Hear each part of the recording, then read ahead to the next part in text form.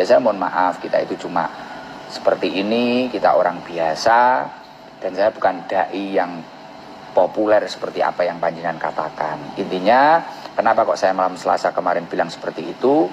Karena saya kecewa, kita belum deal, belum menjadwalkan, kok seperti itu foto saya dinaikkan gitu. Itu yang membuat kita kecewa seperti itu, dan bukan masalah membohongi jamaah hall, tidak.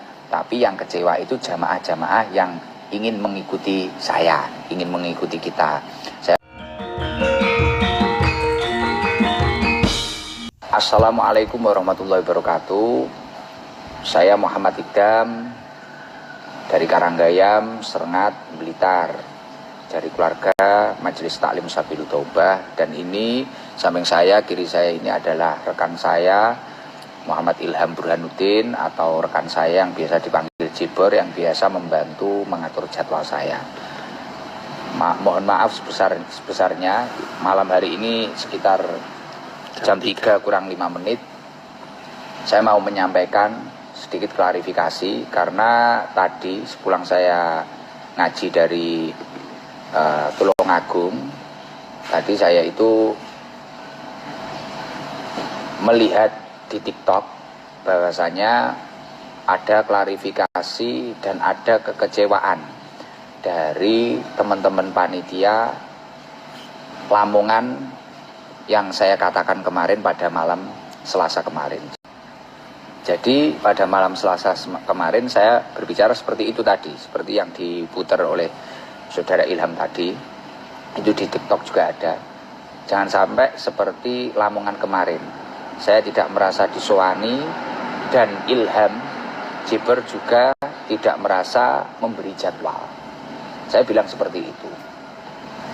Karena kemarin ada beberapa muhibin atau penggemar atau apa ya yang ingin jamaah lah.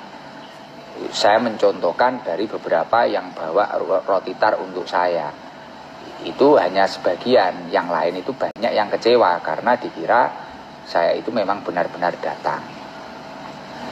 Terus pada malam hari ini tadi, sekitar jam 12 saya itu melihat, habis saya ngaji di Tulungagung malam ini, di Kalidawir.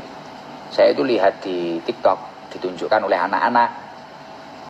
Ini loh Gus, ada orang dari panitia dari panitia Lamongan, ini klarifikasi. Artinya mereka itu nggak suka karena kenapa Gus kok bilang seperti itu. Nah ini saya mau klarifikasi. Bahkan kekecewaannya, kenapa kok Gus Idam bilang seperti itu, gini, itu banyak lah. Karena saya memang merasa tidak diswani, dan saya memang tidak tahu kalau yang punya acara Lamongan kemarin itu adalah orang yang pernah datang, beliau itu yang pernah datang ke rumah sakit waktu saya sakit itu. Jadi ceritanya seperti ini saya ceritakan kronologi awalnya. Karena dari beliau-beliau sahabat Lamongan klarifikasi malam hari ini, pada malam malam Kemis, saya ini jadi tahu, oh ini ternyata orang yang beliau itu yang dikatakan yang sowan kemarin. Jadi gini, 2 minggu sebelum acara Lamongan ini, kalau nggak salah, tanggal 15 Oktober jam 12 malam, saya itu pulang ngaji dari Pucang Laban jam pertama, jam kedua saya itu dari Panjer, Tulungagung. Badan saya drop. Jam 1 saya itu masuk ke klinik. Saya masuk ke klinik jam 1 malam. Akhirnya 1 malam. Akhirnya saya itu diinfus. Akhirnya saya bisa tidur sekitar jam 2. Tidur.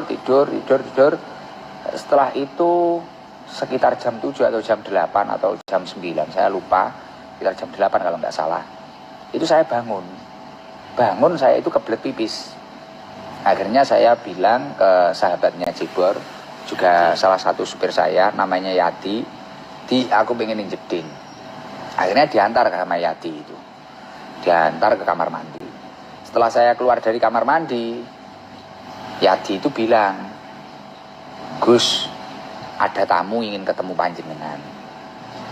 Ya saya juga nggak tanya siapa, dari mana, nggak tanya saya. Saya cuma bilang ke Yadi, urusono karo Jibor aku gak kuat. Awakku loro tenan. Aku tak turu maneh. Belum muni ngoten. Akhirnya sama Yadi sama Jibor ini diurus, ketemui. Saya saja Gus, Yadi nunggu dengan. Oh, Yadi tetap nunggu saya. Ya, setelah itu saya yang keluar di luar kamar. Di luar kamar, akhirnya ditemui Jibor. Setelah itu saya juga nggak tahu kejadian apa yang terjadi, saya nggak tahu. Akhirnya saya ngurus kesehatan saya karena malam saya harus ada pengajian lagi dan besoknya saya harus keluar kota. Akhirnya saya gak mikir, gak ngereken dengan keadaan itu. Dan singkat cerita, tiba-tiba setelah 3 hari dari tanggal 15 ini tadi, saya sudah agak lumayan sehat, gitu. Ya. Jibor itu nemui saya bawa undangan. Bawa undangan. Kalau nggak salah itu waktu di mobil, Gus, kemarin ada orang yang sowan di rumah sakit. Di rumah sakit. Tuh. Di rumah sakit ada yang sowan seperti ini, seperti ini.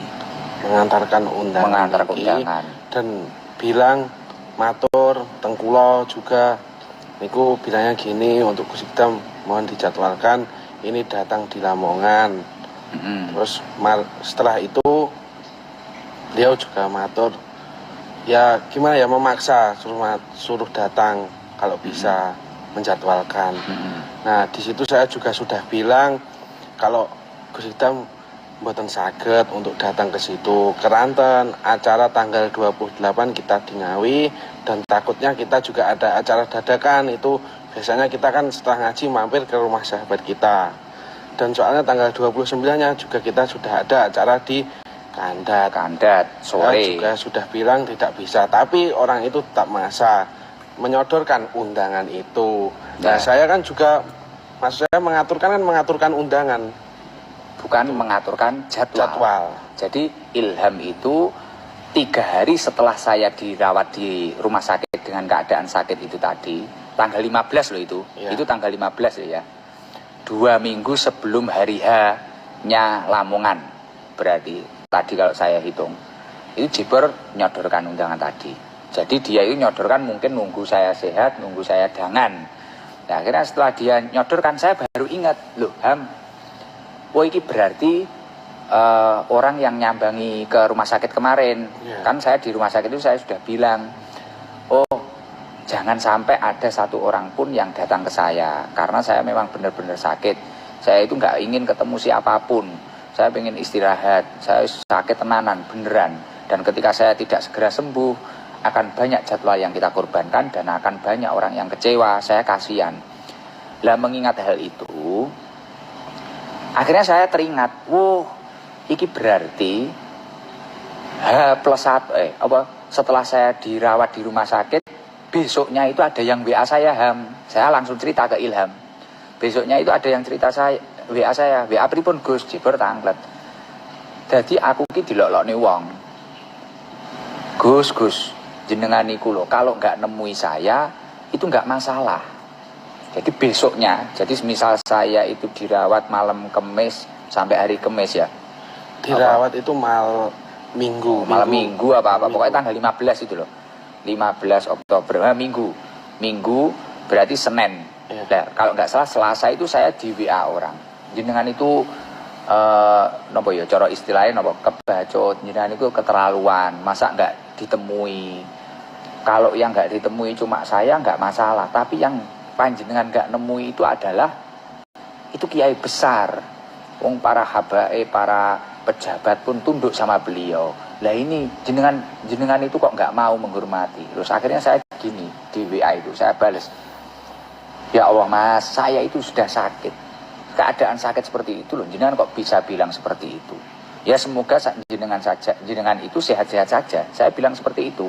Lah akhirnya sinkron, ternyata orang itu toham. Lah saya bilang ke Jibor, dan masih banyak bulian ke saya gara-gara saya tidak menemui itu. Terus akhirnya orangnya bilang, Padahal saya itu yang nyuruh ke rumah sakit adalah Bunyai, ibunya panjenengan. Lah makanya malam Selasa, waktu saya rutinan saya bilang, lah aku lo loro kok dibully kayak ngono. Dan siapa yang nyuruh datang ini? Ya nggak usah seperti itu, nggak usah memaksakan. Saya namanya orang sakit, saya ego seperti itu. Saya bilang seperti itu. Lah akhirnya singkat cerita, saya masih kayak mangkel, wong aku loro kok dibully kayak ngono, aku kok dielek-elek kayak ngono. Tapi bukan kiainya, jadi itu pendereknya atau supirnya nggak tahu. Pokoknya kecewa, kenapa saya kok nggak nemui.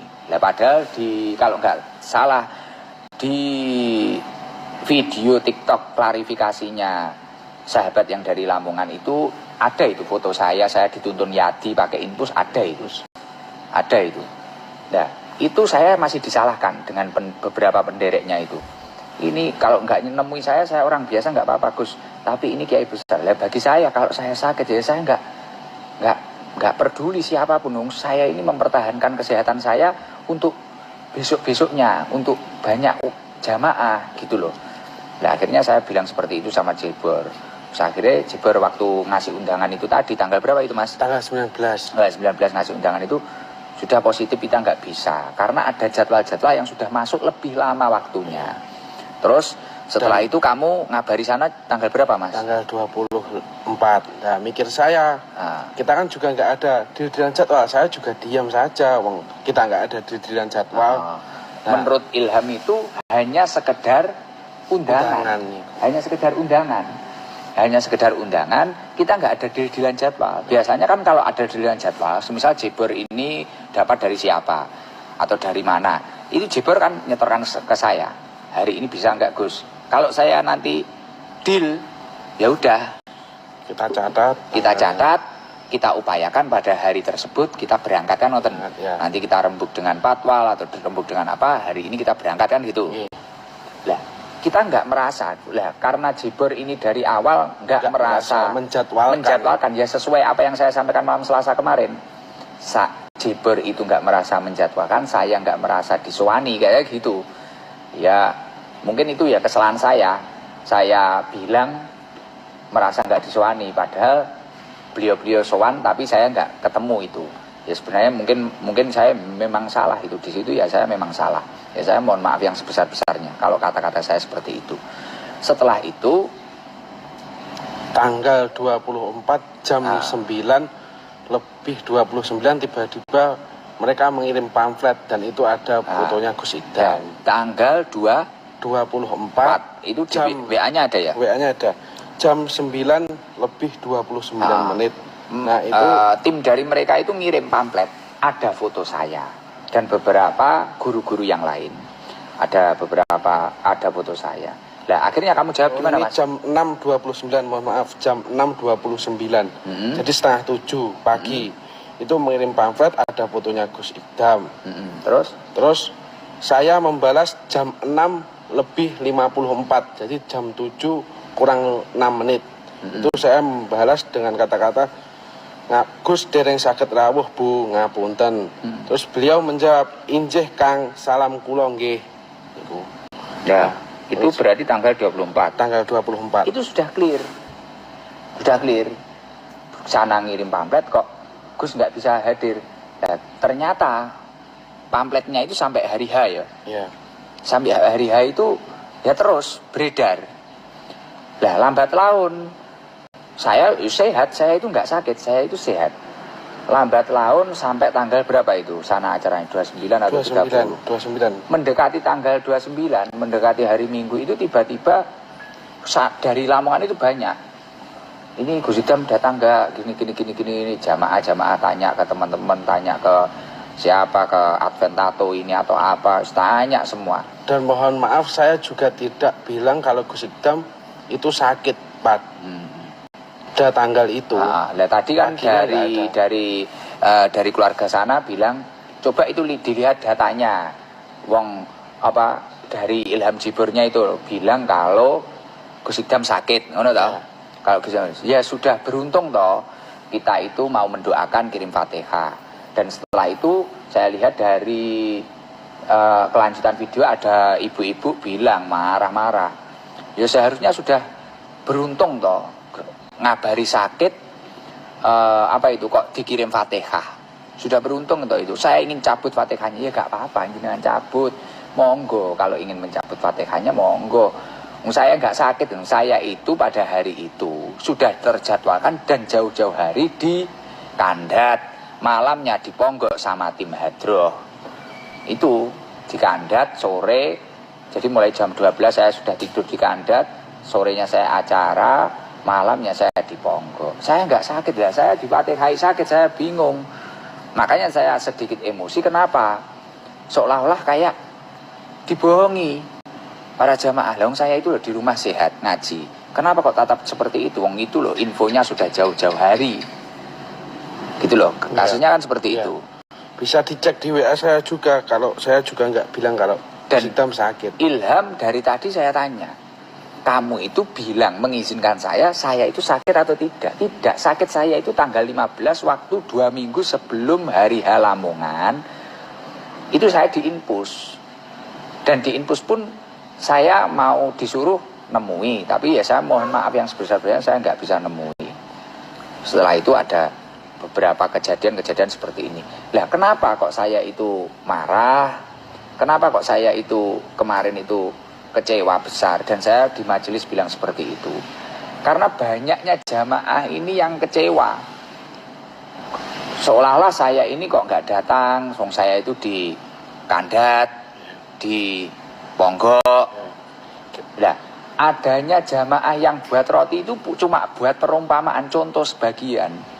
Nah setelah itu tadi tanggal 30 atau berapa Ilham itu dikirim. Mana ini loh kuenya nggak blotong nih, mak ambil marah-marah, kuenya nggak blotong. Loh, saya bukan mempermasalahkan kuenya. Lah karena pamflet yang beredar ini tadi, akhirnya padahal waktu saya sakit itu kita sudah bilang nggak bisa toh? Sudah bilang nggak bisa. Jadi tanggal 15 waktu beliau sowan di rumah sakit itu, Jiber sudah bilang nggak bisa.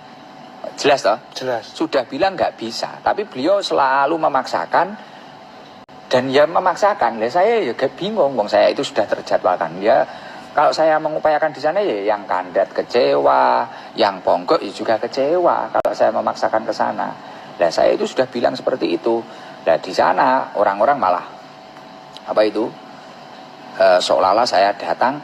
Lah akhirnya bukan masalah rotinya, yang saya bahas itu bukan masalah rotinya blotong atau tidak. Rotinya guys buat jenengan-jenengan nggak masalah, saya juga nggak berharap itu. Kasian ini loh. Semisal ada yang mau ngasih ingkung apa-apa, kasian. Dan saya sama sekali tidak pernah ada bahasa di situ di WA-nya Jiber yang tanggal 30 itu atau tanggal 31 itu ada yang gini.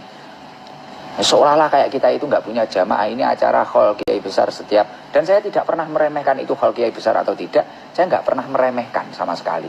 Dan saya tidak pernah berargumen itu punya jamaah atau tidak. Enggak. Tapi saya kasihan karena foto saya yang di pamflet dan tanpa seizin saya. Akhirnya banyak jamaah yang kecewa. Lah itu kan yang kelihatan cuma yang masalah bawa roti tar, bukan itu saja, tapi mungkin yang lain yang pengen lihat, pengen mendengarkan, pengen apa, kita kan nggak tahu yang lain. Makanya rame di TikTok seperti itu. Artinya kekecewaan saya itu mengerucut kenapa foto saya tetap ditampilkan. Kita belum ngedilkan jadwal. Iya, belum ngedilkan jadwal. Kok di foto, kok di pamflet ada fotonya. Kok di pamflet ada foto saya. Ya gitu loh. Saya itu kasihan dengan jamaahnya yang datang, bukan jamaah yang murni jamaah situ, bukan murni jamaah haul, tidak. Jamaah kita itu loh. Muhibin kita yang mungkin dari Surabaya atau Sidoarjo atau mana itu loh. Itu loh yang kasihan itu. Kan karakternya jamaah ST itu biasanya nunggu mulai jam 2, jam berapa, atau kalau acaranya sore nunggu sampai ke pagi. Lah yang kasihan itu. Bahkan tadi kemarin waktu kan malamnya kita di Ngawi, yang di Ngawi itu sampai nunggu tunanetra hafal Al-Quran, nunggu mulai sore, nanti ingin ketemu Gus Sikdam, ingin apa.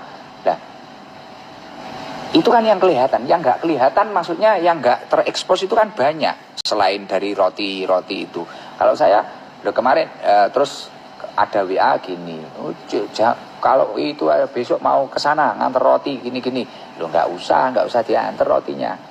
Artinya kalau memang benar-benar belum deal penjadwalan, agar orang-orang itu tidak kecewa, agar orang-orang itu tidak merasa dibohongi, ya jangan dinaikkan foto saya.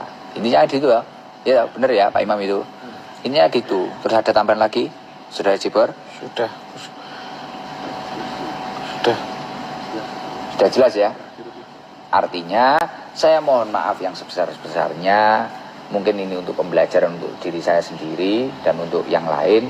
Dan saya mohon maaf Bapak berbicara bahwasanya Bunyai mengarahkan ke rumah sakit. Ya nggak tahu itu kok Bunyai mengarahkan ke rumah sakit, ya nggak tahu saya nggak tahu. Dan saya ya memang nggak bisa nemui karena memang benar-benar badan saya nggak kuat dan saya nggak siap menerima siapapun pada waktu itu. Memang benar-benar nggak siap, termasuk keluarga saya sendiri nggak siap saya, karena benar-benar saya memang sakit, nggak gaya-gayanan gitu loh. Saya nggak cuma tidur istirahat biasa, saya sakit itu. Bahkan diupload sama pihak sana, kayaknya diupload itu. Saya dituntun yati loh. Ke kamar mandi saja kita dituntun kita. Kalau dipaksakan jagongi dayoh terus ngomongin jadwal, mungkin jenengan iso bayang nih lah, wong loro ngono terus baru ngomongin jadwal, kayak apa otak kita itu. Bukan kok saya nggak menghargai panjenengan itu orang besar, ya saya mohon maaf, saya memang nggak tahu kalau panjenengan itu orang sebesar itu, orang seagung itu, saya nggak tahu. Ya saya mohon maaf, kita itu cuma seperti ini, kita orang biasa, dan saya bukan dai yang populer seperti apa yang panjenengan katakan. Intinya, kenapa kok saya malam Selasa kemarin bilang seperti itu? Karena saya kecewa, kita belum deal, belum menjadwalkan, kok seperti itu foto saya dinaikkan gitu. Itu yang membuat kita kecewa seperti itu. Dan bukan masalah membohongi jamaah hall, tidak. Tapi yang kecewa itu jamaah-jamaah yang ingin mengikuti saya, ingin mengikuti kita. Saya mohon maaf yang sebesar-besarnya, mungkin untuk para jamaah, untuk keluarga pondok pesantren yang bersangkutan, untuk bapak pengasuh, saya mohon maaf. Semoga kejadian ini membawa hikmah yang sangat luar biasa. Saya mohon maaf. Jok ngapura Ham. Ya, Gus. Saya juga mohon maaf kepada Bunyai dan Pak Yai yang kiranya saya menyakiti hati panjenengan. Saya mohon maaf yang sebesar-besarnya. Ya mungkin ini bisa untuk pembelajaran yang lain. Saya minta tolong ketika belum ada deal-dealan jadwal, jangan terburu-buru bikin pamflet atau terburu-buru bikin video, karena mengingat jamaah ST memang luar biasa. Seperti itu, maksudnya luar biasa, saya tidak merasa jamaah kita itu banyak, itu ya umatnya Rasulullah. Saya nggak tahu, pokoknya saya kalau sehat dia datang gitu saja.